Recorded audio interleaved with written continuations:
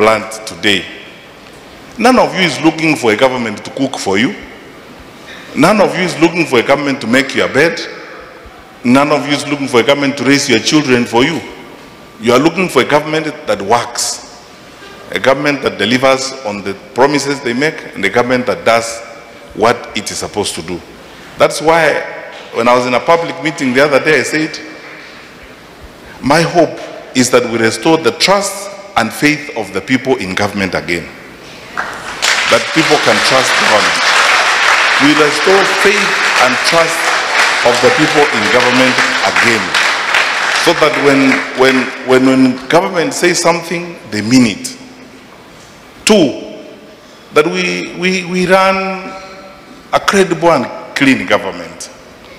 Because there are some things that happen that you ask yourself questions about and you cannot get the answers.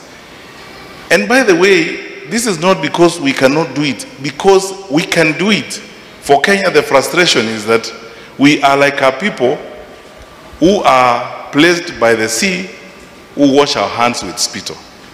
When it comes to public affairs and public service, the over-politicization of the public service is stuff that we need to address so that Kenyans, not foreigners, Kenyans can achieve and do what needs to be done. And we can do it as it were.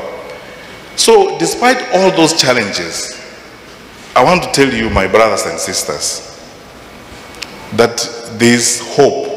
Because what happens in every society, when we have challenges such as we do, I am sure all of you in this room get letters from relatives or emails asking for school fees, asking for medical support, asking for all manner of support and so on. You feel the pain. You are in touch with your country.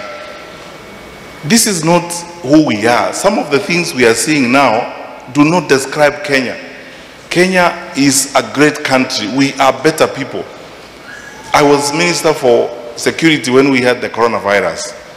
I went to Katangi or Katani, somewhere near Machakos, to thank some women who were cooking for police officers on their own volition. No one had asked them. Because we had a roadblock there and police officers were there for 24 hours. And because we were doing everything in a hurry, sometimes the supply system we had for bread and milk would be delayed. These ladies put themselves together and they organized a roster and they were cooking for police officers regularly. They didn't ask money from government or anywhere. They were doing it on their own.